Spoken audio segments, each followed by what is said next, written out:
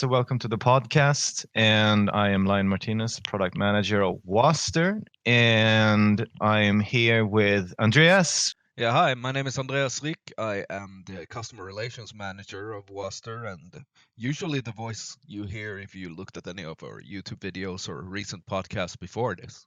We just talked about that would be fun to sit down together and talk about games. And we are not professionals when it comes to podcasting or anything, but we've been gaming for a long time. At least I have, because I'm very, very old. Andreas is not as old, but we share some interest in that, and we're also gamers. So we thought, why not sit down and talk about some new stuff and some old stuff and a little bit of everything, right, Andreas?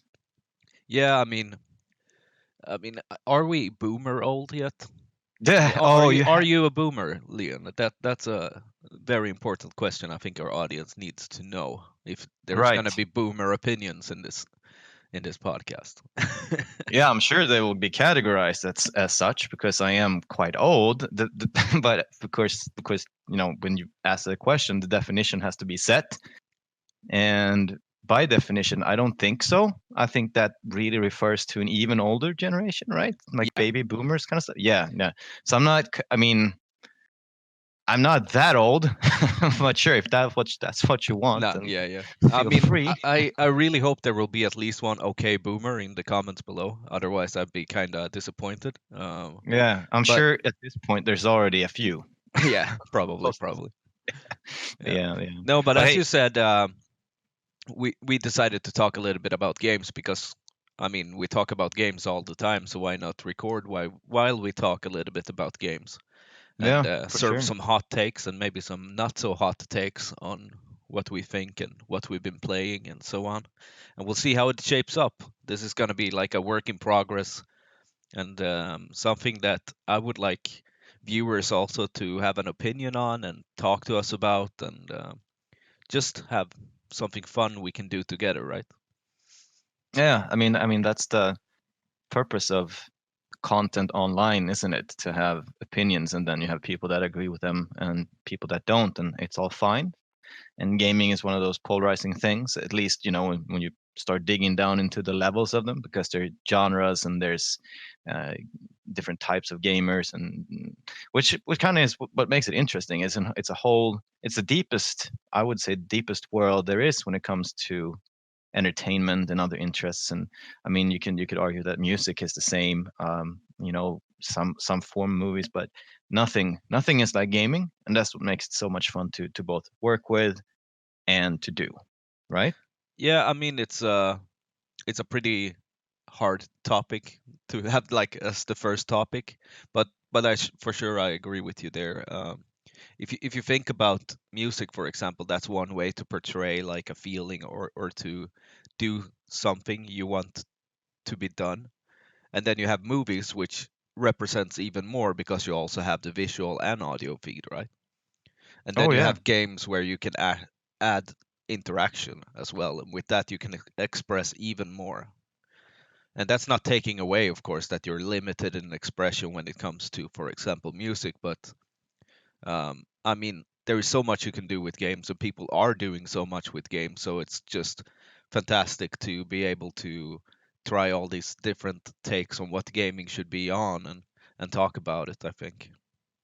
for sure. And also, I mean, something like, which ties into that, and us being old, and or at least me being old. I'm a bit older than Andreas, and that gamers tend to pick up on things and go circles around topics and categories and categorizing and compartmentalizing and all these kind of things, all these terms 10 times over before it reaches the outside world gaming. I mean, because usually when it becomes mainstream, gamers has already left it, and it's almost like a double irony or sarcasm thing.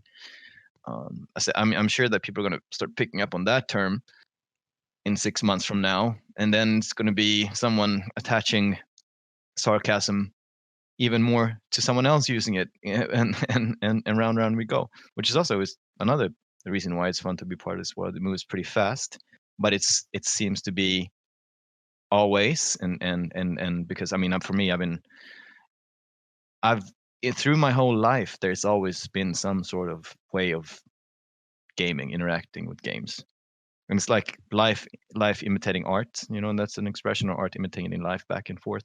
Today, it's basically everything's imitating games. Games started imitating movies and music 15 years ago, or any arbitrary number you want to put on it. And today, it's almost again full circle. You have interactive TV, and you have streaming video and movies online, which is something games been doing quite some time. And for example, one example is, if I can just cut into that, is the Black Mirror episode, which is interactive with your TV remote, and is layers, because it's about, first of all, the user can swap between choices, which is an old like thing from the 67, or I would say 70s and 80s, I guess 80s and 90s maybe, those books where you could read a chapter and you choose the next chapter at another part of the book depending on the choice you made.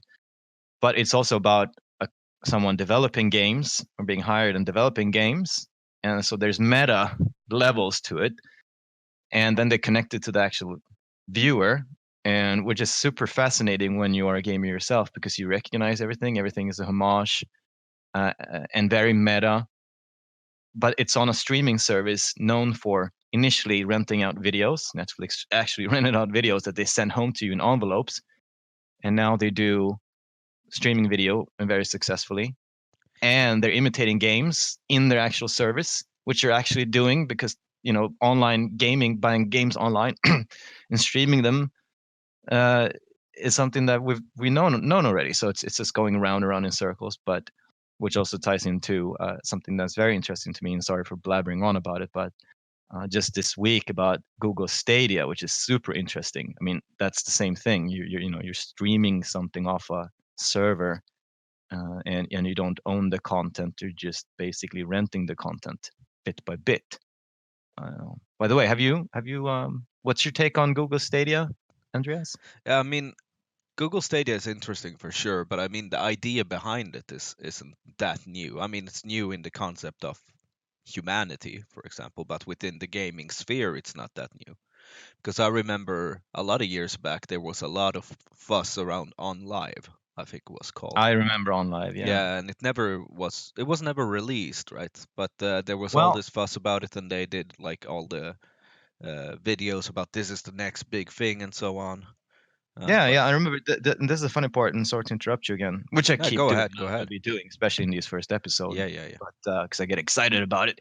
But We're yes, talking. We're not passing the ball, so please don't talk. start talking FIFA. I wouldn't pass you in FIFA anyway. Yeah, We know that's a later discussion. But that's because anyway, you don't like to win. wow, okay, and so okay, we'll see. That's funny. No, but the first, I think, let's see if if I remember this right. I do believe I was working for Avalanche Studios at the time. Avalanche Studios, who released the Just Cause games, and the Hunter, and recently Mad Max, etc. Yeah, so I remember them coming to visit, because I know they wanted those games on there, and I remember. Yes, I was slightly skeptical at the time. This had to be in maybe 2010, maybe 11, maybe something like that. It was before 2011 for sure, because Yeah, it could be 2011 earlier. I was in Japan, and it was before I was in Japan. So I think Okay. 2009 even maybe, but yeah, Yeah, maybe. 2010 Yeah, might be a sweet spot. for Let's sure. say 2010. Yeah, that's fine. And they explained it, and they had um, the uh, the early versions of that little box they had, and they showed it, and it looked promising, and you could understand it, and it worked functionally, as in the tech worked, and I think, in a way, regardless of how they did business, I think the super interesting part here is about Stadia, because it's again become something very polarizing. You see, when you look at the trailers, I was revisiting the trailer today that they showed off at the, I can't remember if it was the E3 or whatever, and of course, gamers are quite quick to jump on things, and they say, well, this will suck, or this looks awesome, and it's easy for an outsider to read that and just judge, and usually that's not the case. I mean, we know that otherwise EA would be out of business by now. I mean, it doesn't mean that they're going awesome compared to what they would like to, but usually first responders in threads are usually very polarized. But it's nice to it's just nice and cool to read because you get you get a read thread about what people think about it, even though you might have to tone it down slightly in your mind, so it's not like this sucks or not sucks, and try to read actually what people say. Yeah, I mean, But it comes. I think when people express, it can be sometimes be like really harsh, hard opinions. You know, yeah, really hard. it I it mean, it yeah, just goes to and that. they can be very negative, but usually, or they can be very positive as well, of course. But usually, it comes from somewhere, right? Yeah, Usually, it comes from somewhere. It's yeah, a feeling and emotion you have for different reasons, which we don't have to talk more about here.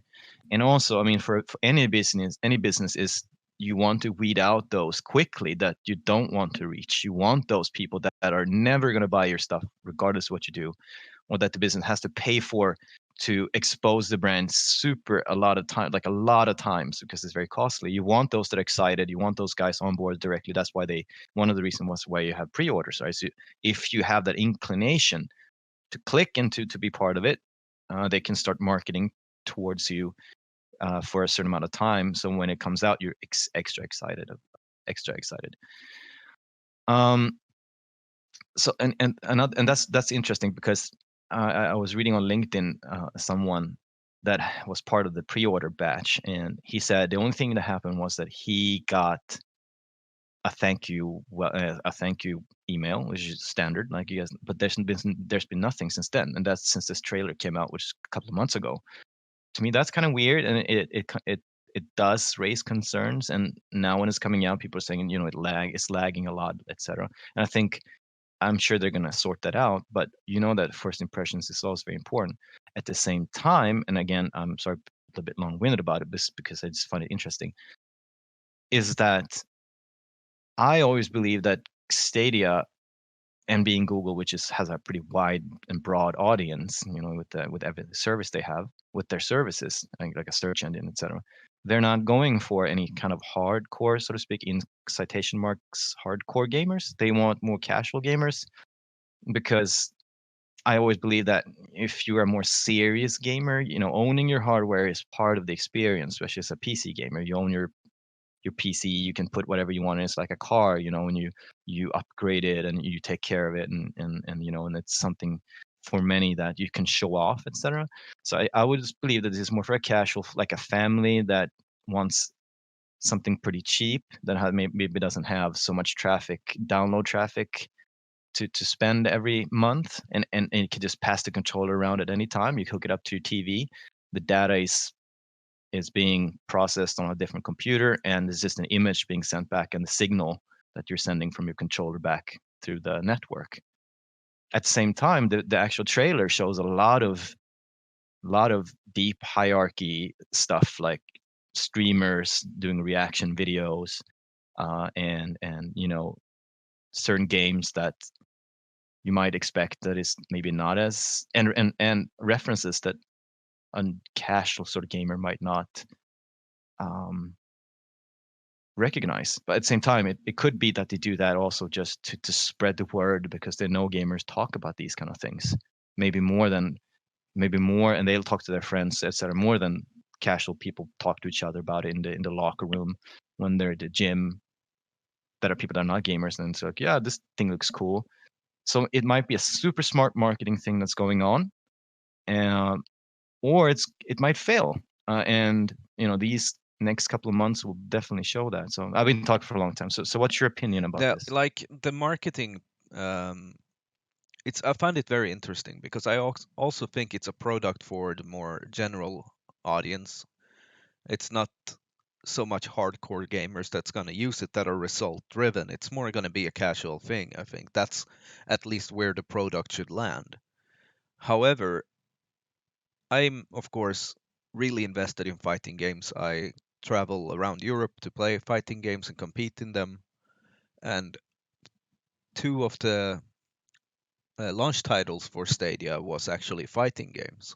And I was just thinking to myself, okay, how is this going to work with fighting games? Because I know when Street Fighter V was released 2016, a lot of people complained because of the 8 frame input delay. And 8 frames is a lot in a fighting game. And I was just thinking, how is Stadia gonna pull that even down even more? And then they said that, I think it was during E3, that it would have negative input delay, which makes no sense. But I think it's kind of a rollback netcode.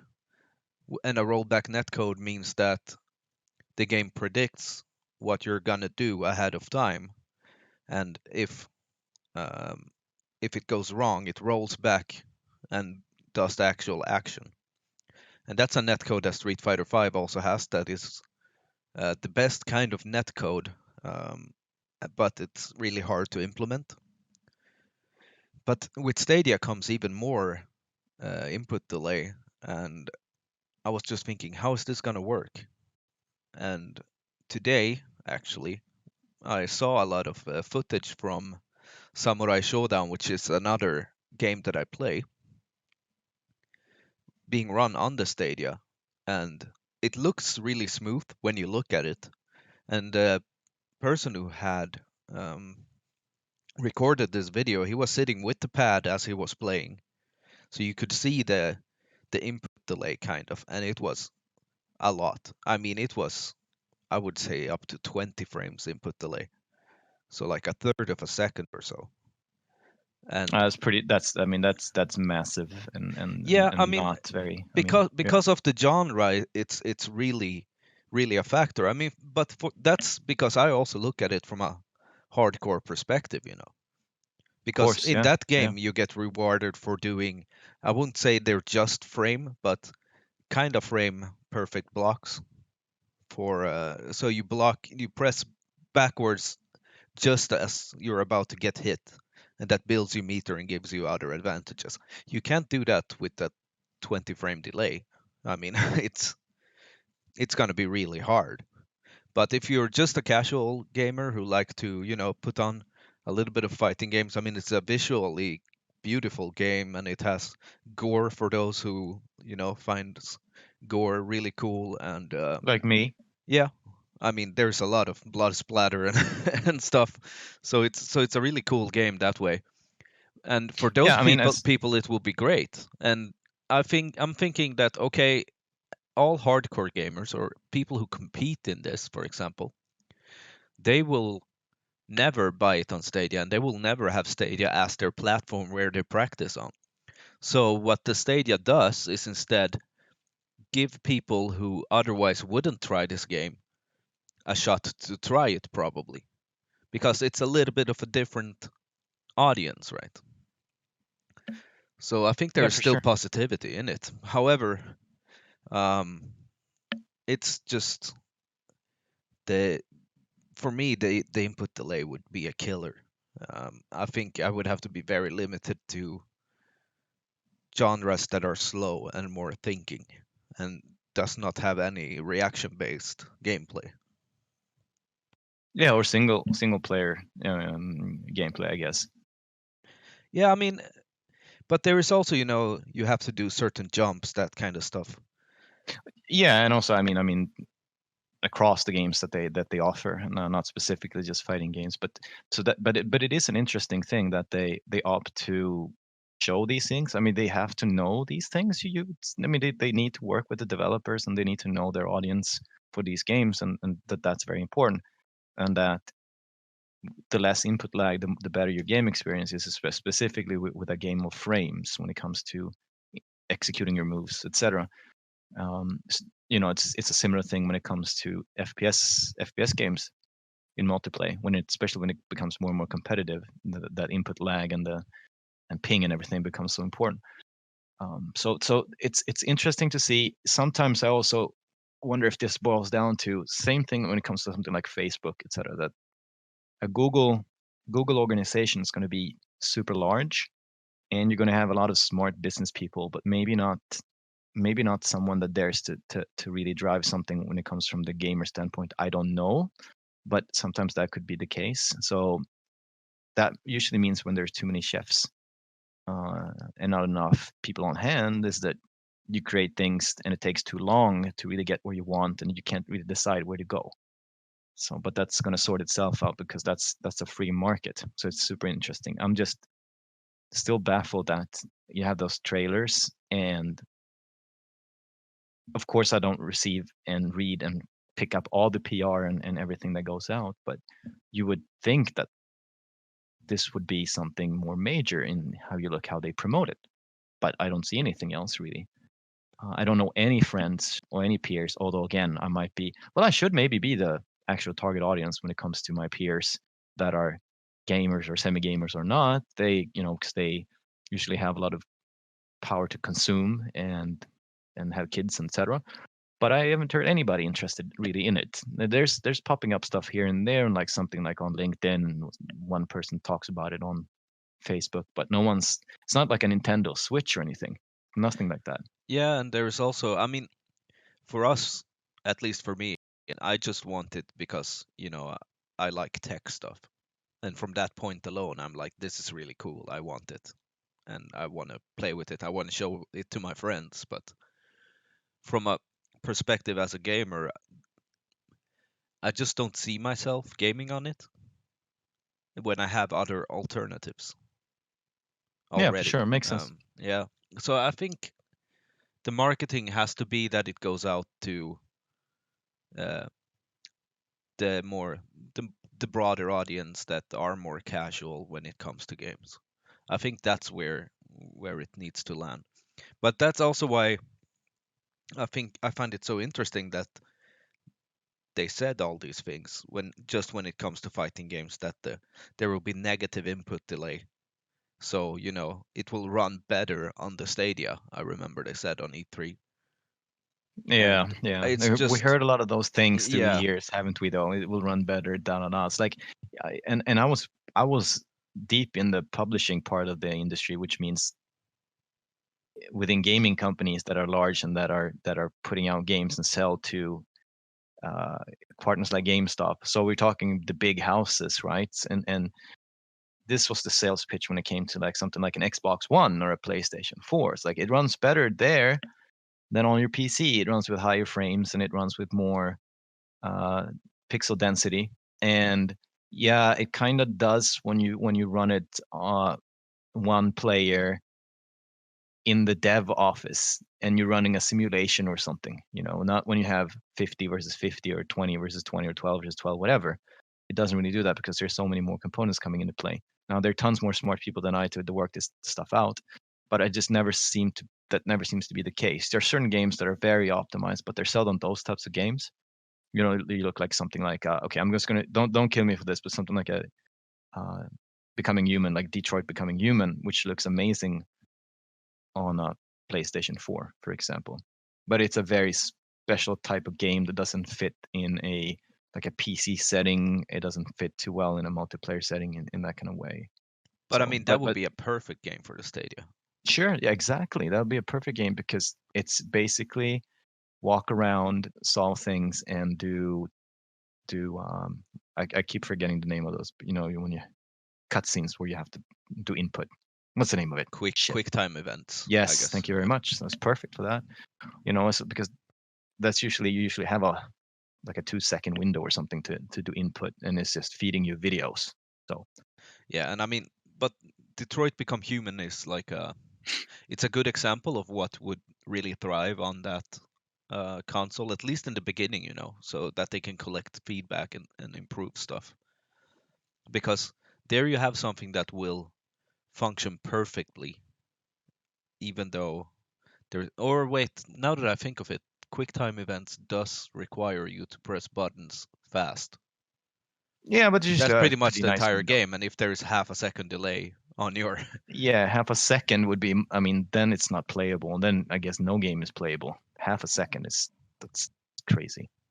yeah, I mean that's what it was on um, some of the games that they showed now. But And to cut into with something is actually, I mean, if they do work with a developer, I think that's one of the more easier things to do. To just if they know there's going to be a zero point 0.3 second lag, then I'm sure they can script change the script a little bit, so it's a bit longer window. But yeah, we'll go ahead.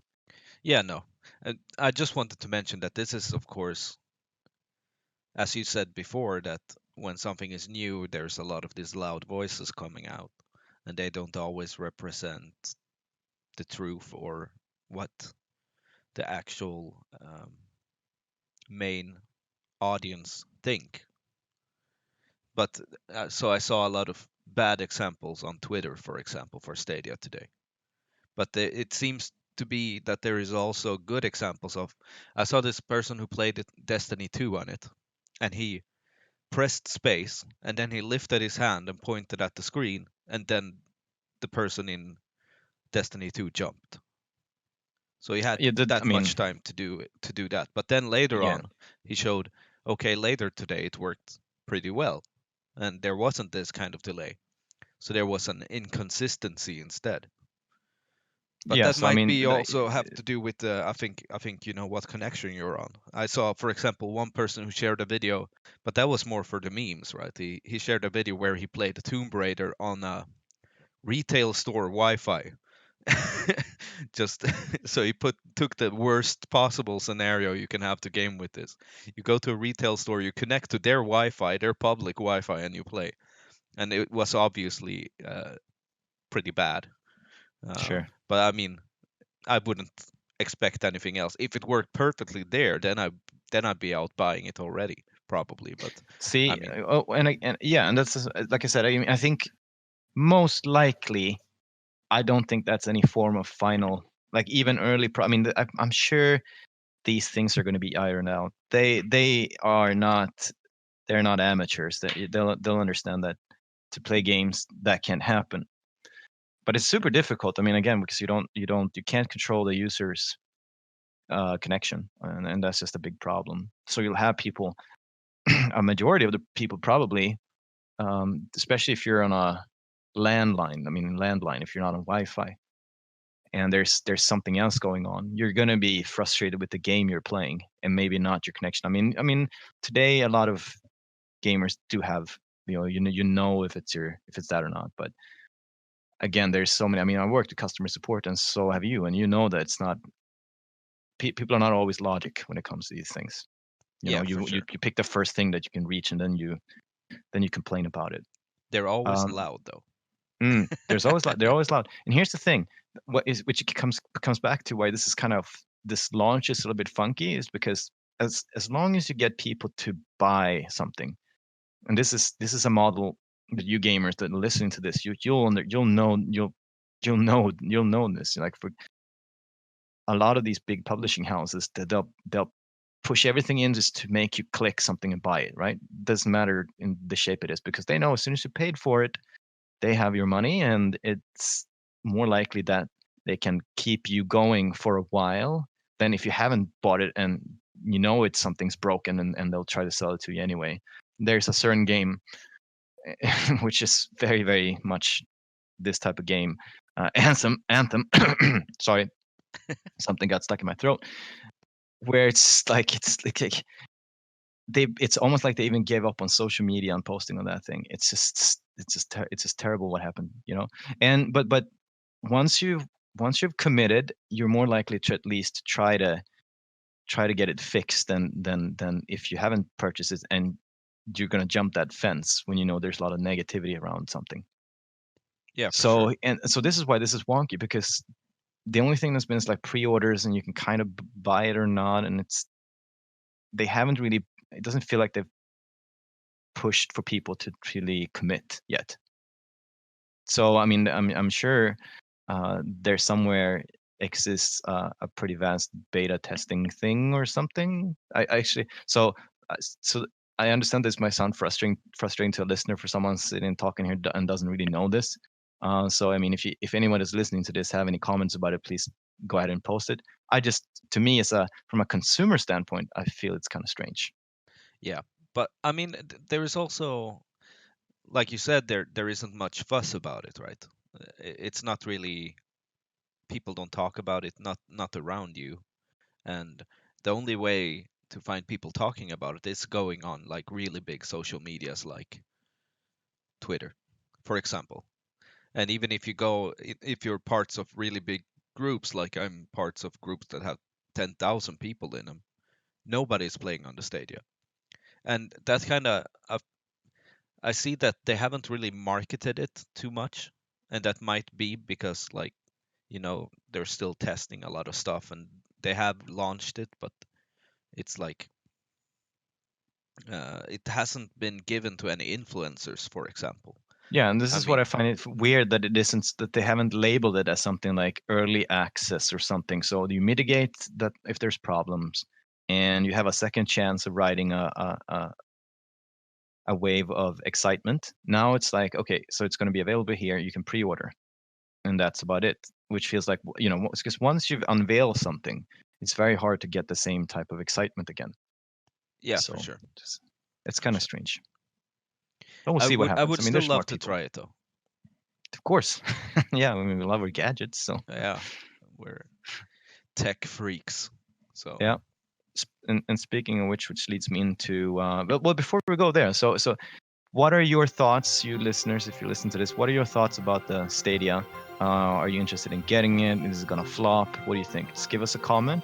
You can post it if there's a comment section where you're listening to this or coming to Wasder, for example, and tell us what you like. And we'll engage and talk to you about it. We're interested to hear what you guys have to say.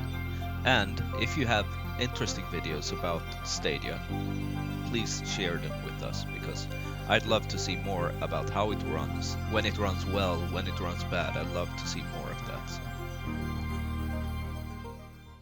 All right, good stuff. And furthermore, speaking of gadgets and speaking of console games, I mean, it's PC as well, and also it ties into a lot of things we've actually talked about. Is that this week or last week or whatever, we saw another Star Wars game, Jedi Fallen Order, and that's quite exciting That for game looks several sick. reasons.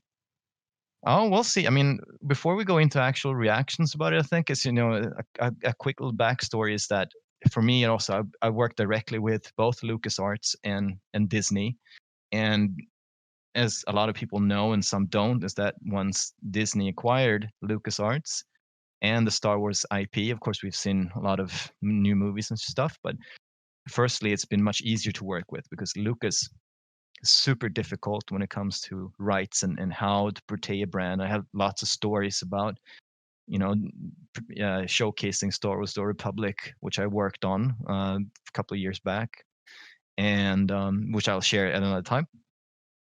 But it's interesting to see because now there was a, like, I think it was Order 66, right, which is an old game that got canceled, Star Wars IP that was supposed to be a single player type game, or a, well, third person single player type game, and I think this one is, there's some of that in this game because it was a game that was acquired to be released and published by EA at some point.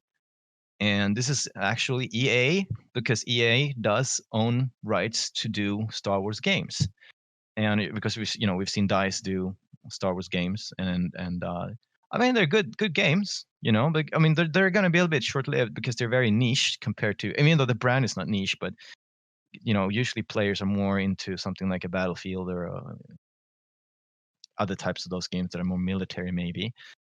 Very good technically good games, which Dice always makes, and we can also go into like Dice and their games later. So it was exciting to see, some year ago when they announced this game and see that now it's releasing. And you can talk more to that, Andreas, but I've seen that mostly it's quite positive, right? Just people like the combat and stuff, and it's just people feel it might be a bit short, perhaps. Also, before we go into that, just one mention why I connected to it because this is another game where you can buy into a game service and you can actually play basically the whole game for a fraction of the full price, which is a new thing for EA, which they're coming out with. Whether you can do the subscription thing for getting access to most of their games, but not to go into further that. So what have you heard about this game, Andreas? Yeah, I mean, just you said not to go further into it, but that was one interesting part actually, with the subscription service, because that's another thing that you haven't really heard the general audience talk a lot about. But when it came to this, because it was such a good deal and a lot of people had interest in this game, they were actually talking about the subscription service in like general channels and among general gamers, which is an interesting step, I think. And a lot of them were trying it out for Star Wars alone. but that's just a small interesting part of it. Other than that, like you, it's been overwhelmingly positive, I think, regarding this game. People have been skeptical in the beginning, having really high hopes, which they always have, especially when it's Star Wars, because Star Wars fan, you if you mess up as a Star Wars fan, you're gonna hear it. And they've been extremely positive on social, on YouTube, everywhere. I haven't heard a single bad thing except that it's a bit too short, and it's still like 12 hours long, um, which is maybe short today, but generally speaking, it's a decently long game. For sure. And a comment for me there is like I also heard that people kind of have a problem with the protagonist as the main character. I don't know yet because I haven't played it, but that's going to be interesting to find out. In 12 hours, to me, it's always like I prefer. That's also with the time I have nowadays. I have a hard time like with open world games too much when there's not a one story that's too driven because it just takes me a lot of time. But I like a more polished game and then rather have it a few 6 hours shorter and to have something that's half broken and boring and takes me too long. So it's like I think it seems to be a good package. And I mean, you can never go wrong with a character that's wielding a lightsaber and cutting stuff. I mean, it's just super simple. It also reminds me of the old Jedi Knight games, which are still some of the best Star Wars games in my action games, at least in my opinion, still. And you can still play multiplayer battles in that game, in the old games, which are pretty cool. But so back to this. So I'm Yeah, kind of like I'm semi excited to play it, and I'm contemplating because I have opened up and closed the EA premium subscription thing at some point, and so I'm kind of interested in doing it again, just to play this game and open it up for a month. yeah. I mean, it's what people have been talking a lot about and given a lot of praise is the combat system, and they kind of say it's a Dark Souls-esque combat system, so it's quite needy of the gamer. Like you have to be good at what you do to be able to achieve success in the game, right? So there is definitely a challenge in it, and even though it's only 12 hours long, it's one of those games where your skill gets rewarded. It's not because you grinded 5 hours and gained a bunch of levels. It's because you actually got better at the game. And that's why more people will also replay it on higher difficulties because there is more things to achieve. It's not just, okay, let's play this game again and I just need to be higher level and I'll finish it. There is an actual like personal challenge in being able to finish the game. So if you see Yes. 12 hours there with possible replayability and a really good combat system, that's a really good concept you have there. And I think also from what I've heard, it's pretty open to be expanded upon in the future. So we will probably see more arcs or so being put into it. And seeing the commercial success it's having, I think that's definitely gonna happen. Yeah, and it is interesting because from a publishing standpoint, a marketing standpoint, or the development standpoint from Electronic Arts, which is it's a very again polarized space, mostly negative from gamers looking at EA for different reasons, and that's a whole story for another podcast. I worked with EA for several years, and Andreas worked with me in certain parts of it as well. Is that they do tend to have success when they focus on simple ideas and when they work with talented developers and they leave marketing and publishing out of it. So, for example, doing like the Titanfall games very successful. This seems to be successful. Of course, they have the stable console games. We won't talk about those, but of course, you have the Battlefield games. Even those tend to be there's not much innovation. Then they completely can totally fail too. For example, I don't want to use I don't like using that term, especially not early yet, but in the eyes of the consumer, I guess there's several levels to this. And and before again we go into that for different in a different podcast, we always have to realize that EA's customers are the retailers and not the gamers, and hopefully, this is something that will change completely. So success in the eyes of EA doesn't have to be a success in the eyes of a gamer, but something like an Anthem, when you're working with super talented people in BioWare shoot-offs that did Mass Effect, which is it's a personal series of top games for me and for many many many many games, and they write super good stories and all these things, I agree with you there. and yeah, and you have some of the execs there and story writers, and they come up with this amazing universe, and they have the awesome sci-fi fantasy mix, with mechs and this amazing planet and world and stuff, and they just can't get the mechanics right, the logistics right. They can't get the content right. They don't. It's like they don't understand who this game is for. They don't know how to really do anything with it. And again, more of that for later podcast. But then they do something like they outsource this IP. Star Wars, one of the biggest in the world, and they build a third person hack and slash type game, right? Yeah. And it seems to work again. So hopefully there's a learning, even though I know from history that it's not always the case, but hopefully this is something they'll pick up and push and do more of.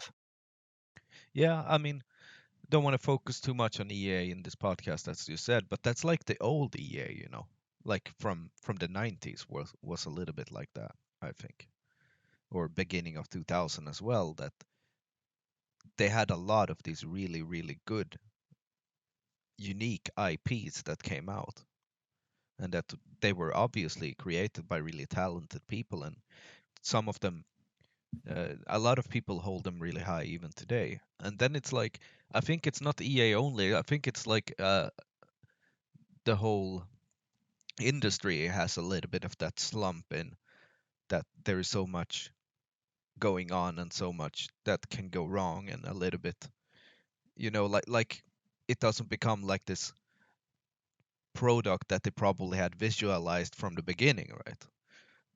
But that's why I'm really happy to see this Star Wars game come out and give me that same feeling like those older games did, and especially like older licensing games, because licensed games have been horrible for like 10 years or so, with a few exceptions, of course. But like if you think back in the days on like the NES or the Sega Genesis or Mega Drive, whatever you want to call it, like there the license games were like really good. Like you had Aladdin, you had DuckTales for NES, those kind of stuff. And Yeah, and you know what? So I mean they had some bad ones as well. They did, but yeah, of let's course. look at James Nintendo nerd guy. But I think also that the format made it so it was easier to be successful. You didn't have parameters as a 3D world, multiplayer, loot boxes, and these things. You popped something in, and it was an action game. Yeah. You can make a bad action game as well, but then they take this one component out of that IP, and they just, okay, here you're running, jumping, shooting, fighting, something like that, which Yeah. is basically what Star Wars Jedi Fallen Order kind of boils down to. And then there's layers. I know there's layers. I worked in these studios, so I understand that. But the gameplay, gameplay, when you're writing stuff on a board, so gameplay, you start with fun, and then what's fun, and then it's like, well, running, jumping, slashing stuff, and then you add Star Wars lore and the Force and lightsabers on there. It's like, yeah, this is probably a good start, right? Because every human being feels that, or we would feel that it's like a child, that these things are fun. You jump, you run, you throw stuff, you push something over. That kind of stuff is always going to be connecting to human biomechanics and with the well-being of the brain. Yeah. And they don't have to mess it up. And then it almost became a thing like, oh, now they're choosing not to put in loot boxes and stuff in here. Oh, what's going on? It's just a scam or something. Or someone's, finally in management or in the studio or, in how those meetings are performed. So like, okay, now just let's not do that. Let's put out a full price game and let's make it 12 hours It's not going to take us too long to develop. We have mechanics from our previous games. We have this game engine, and just make it like the tactile and fun to play. And then we can build everything else as long as we have a story to connect. Yeah, for sure. I think if I'm just gonna slide from like Star Wars to another game that I wanted to talk about because Yeah, and before you do that, Andreas, yeah, I mean, same here. I mean, you guys, have you been playing it? What's your thoughts? Um, is this a must buy? Give us a 0 to 10. What are your thoughts about this in context to EA? And let us know. yeah, please do. And I think like we're talking a lot about like tech and space this episode, so actually talking a little bit about the Outer Worlds makes sense, which I've been playing lately a lot, and it also has an interesting story behind it. Like not, I don't know the entire story here, but like Can you tell us what the game is about, Andreas? I don't know too much. yeah, for sure. So that's kind of connected to this because you know the Fallout series, right? Yeah. Yeah.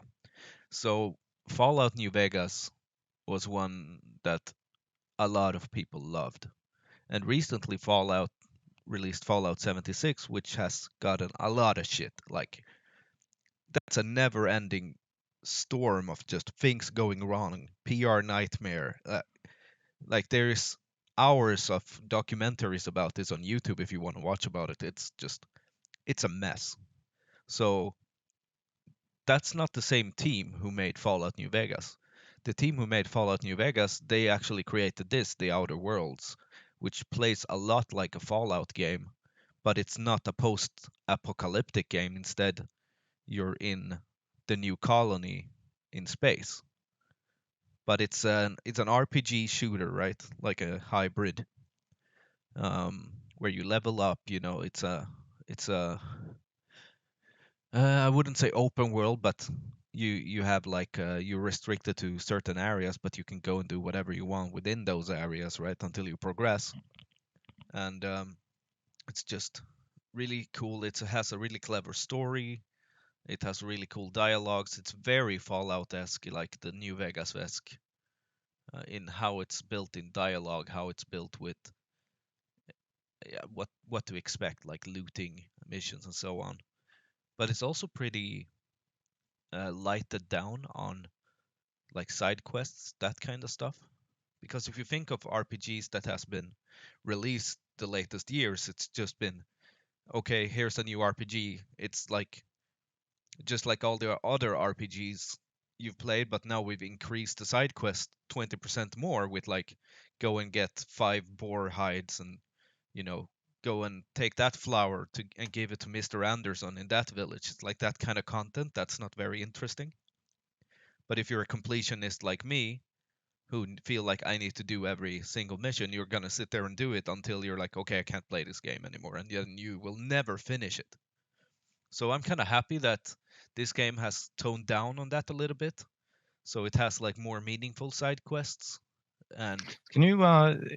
It sounds. I mean, that's. I mean, that's a bold choice. But and the setting is space, right? So it's a kind of space pulpy, space, uh, Western kind of feeling to it. I only see some screenshots and some short vids, and yeah, I mean it's more a Western kind of. It's like steampunk-ish. steampunkish. Yeah, Okay, in space, yeah, and steampunk in space. Very much. It's like Fallout in space. Like that's the easiest way to okay, describe it. so this is funky world, and you're traveling in Funky worlds. It's even in the title, funky the Outer worlds. Worlds. So it Yeah, yeah, takes yeah, place in like this yeah. this new solar system, pretty much. So you actually travel to several worlds, and it's Right. also a really interesting take because it's like extremely run by corporations to like a ridiculous amount.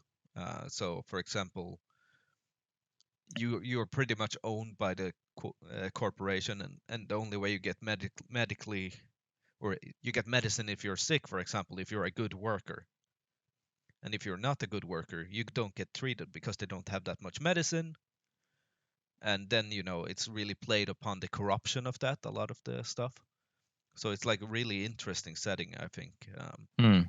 which like, okay, here is the new world, everything has gone wrong. It's just completely exploiting all the people, and all the people are just emotionally destroyed by the world, and you're put in there, and then you get to do whatever you want, and it's really, really And cool. so is there a class system, or do you spec up regardless of that, or both, or like your leveling up system, so Yeah, it's your progression and that? yeah, I mean, there is a class system ish. Like, you have the melee combat, you have the more ranged combat, which is more natural because you have weapons like guns and machine guns and lasers and so on. And then there is also more like, what kind of road do you want to complete this game in? So you can take, for example, a road where you are more sneaky, so you Nope. have really high. No, of course, but like, you can take, it's open for those kind of playthroughs where you can just uh, sneak in. Like, you have really high lock picking, you can steal stuff instead, so you don't have to go through the dialogues to like get certain items and so on. Or for example, you can be like a real smooth talker, much like in Mass Effect, like you heighten your conversational skills, and with that you get access to other options and so on. So it's more like that. The classes themselves are pretty limited. It's not um I could have wished that there would have been more like something mage-esque, something rogue-esque, and something warrior-esque, but it's more like how you want to tackle the mission, in that sense, I think. And see, interesting. And you are you so I mean you like the Fallout games, like, but otherwise you play a lot of RPGs then Yeah, in I'm a these this so this falls RPG right into. junkie. Like, Yeah. I am crazy about them, but I'm more for like Japanese RPGs, which are more like story driven. I often have a lot of problems with the more American RPGs because they're too open for my taste. So, for example, I'm not a fan of Skyrim and Oblivion, which probably will get me crucified or something for saying that. But it's just that it's not in my taste. It's too open for me. I like to have a little bit of guidance. And then, Right, you want it to be a little bit driven, yeah. yeah, so like, but a good example of the more American RPGs like Mass Effect or Dragon Age by BioWare, those find that perfect balance for me as well. So, but generally, I'm an RPG junkie. I just love RPGs. I could play them for the rest of my life, more or less. I'm sure you will have a few games then. I think that the only thing that's the problem being an RPG junkie, as am I would say. But then I'm one of those weird people that always have been more sci-fi than fantasy, and there's always less fantasy because less sci-fi games, because at least in that genre, because less people are interested in sci-fi than fantasy. I have some old statistics on it. It's like an 80-20% when it comes to gaming, that people are enjoying the classic high fantasy stuff. I even like low fantasy stuff more. And if you don't know the difference, go and Google that. But there's a few differences. Like a Conan world is very low fantasy, I guess, because it's less magic. But high fantasy, you have the elves, you have the orcs, and you have the magic, and there's the traditional good and evil. And I'm not talking about the White Wolf scale or anything like that, but by the lo-fi is people, it's more of a medieval world where people kill each other and there's monsters and stuff, maybe like that. But then I always loved the sci-fi, and that's why Mass Effect has been so great. It's just same thing. I can play that forever, and so I was coming to is that the problem is because you need some sort of commitment when it comes to RPGs, and it takes a while to get you to realize if you really like it or not. I mean, yeah, you can do a good presentation, which is also why I'm always on the fence when it comes to like The Witcher, because The Witcher always hooks me in the beginning, but then as soon as the side quest starts, I mean, yeah, I mean, it's up to me. I could just keep going with the main quest. Um, but it's a weird, loose feeling that it's not really open world and it's not really pushing me along. People are talking to me for different things. It's a little, I don't know, weird. But something like a Mass Effect or Dragon Age for that matter too. Yeah. Dragon Age. I worked both on the Mass Effect games and the Dragon Age games, so they're dear to me in that way too. Uh, it feels a pretty clear, like, yeah, oh yeah, this is here for you. You need to go here. If you want to do something else, then sure, go ahead and do that. Talk to those people over there. But here's where you go. Blink, blink, blink. And then Yeah. there's like a cinematic feeling to it for me And to play the that. Outer Worlds, I think they hit that pretty well. And it's just like you say, sometimes it's like, okay, I don't know actually what I should do. Am I doing a main mission now? Am I just doing side missions? What am I even doing? Sometimes there is that feeling, like you could say The Witcher. I'm like, well, Assassin's Creed isn't an RPG, but Assassin's Creed is definitely like that. Um, or there is just this uh, where you know what you should do, but then you have like all these arbitrary side quests that are really boring, but you feel like you need to do them. And this the Outer Worlds kind of finds a good middle place where it's obvious what you should do. There are also very interesting side quests, but they're not too many. So you never feel like, okay, I'm gonna be stuck here for weeks. And it's like it's not too big. It's like perfect, so it's not that big of a commitment. It's not like The Witcher, which I love The Witcher 3, but it's a pretty big commitment to play that game through and do everything you want to do. With the Outer Worlds, it's like a nice amount of stuff to do, and the Oh, areas are. Andreas, you're almost selling me in this game. I Yeah, don't I have know. time to play. I know, and I've told you already to play this game a couple of times that you Ugh, should, I don't because know. the I have areas they're not quite a too backlog. big. The areas are not too big. There's not too much to do. It's Mm, just the right amount. can you get a minigun? Yeah, Oh no, I guess I and a don't have to get it. flamethrower Damn you. and a laser scythe. Do you know what's fun? A funny old story which I still find completely hilarious, and I always swore, by the way. But it's like Fallout 1, and top down 2D, not top down, but isometric stuff. And there's this, you have these mutants going around.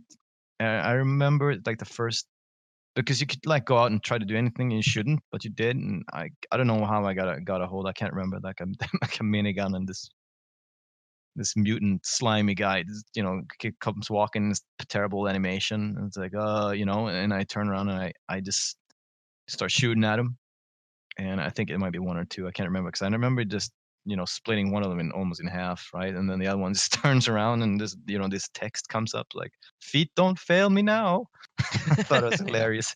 For an old 2D game, I thought it was all serious, and that comes and he tries to like lumber away, and of course I unload on him completely, and then I'm out of ammo, and then I kind of then it goes to hell. Yeah. But When it comes to I can't. miniguns, I'm Uh, I just every time somebody says the word minigun, yeah. the only thing I think of is Arnold in Terminator 2 standing with Yes. that in Yeah. the hospital there, or not Hey. hospital. Yeah, it was. Really? Oh, because just you actually, I actually didn't hear you say. I thought you said Predator, and then because it's not Arnold that has the minigun, but I'm that's what I remember. No, I said The minigun, yeah, I know what Terminator you said. 2. I know that, but I mean, yeah, it's an awesome scene, but it doesn't kill anybody. I mean, Predator's more awesome. Hey, what do you guys think? Do you think which scene you know which one we're talking about, right? It's Terminator 2 when he's just blasting those cars with it, and then there's the Predator one. This and Arnold the host the one, but when he's just yelling contact and just cuts down the whole forest, and it's like 3 million shells, and he just nicks the Predator just a Yeah. little bit. Two awesome scenes, by the way. If you haven't seen those movies because they're almost as old as I am, then go and see those. But yeah, I love my miniguns too. It's just a classic thing. It never runs out of being cool. Okay, boomer. There you go. There you go. Yeah, I knew it was coming. Right way to put that in. Yeah. Yeah, No. I thought I said something awesome, and you cut me down by my ankle. Yeah. Your argument is hereby invalid. Sure. Yeah. No, but Yeah, and hey, if you listen to this, if you want no more Andreas in this podcast because of that thing, then let us know and we'll cut him out. yeah, censored. All right, it's cool stuff. No, but we'll talk about more stuff later. It's been. Think you want to hear some more? Just anything specific you want us to talk about? Hey, do you want to be a guest? Let us know in the comments, and we'll be happy to bring you along. As long as you don't call me Boomer, and then we're good to go. Yeah. No, thanks everybody who has listened, and we're gonna be back in 2 weeks. So see you then. Bye bye. Bye.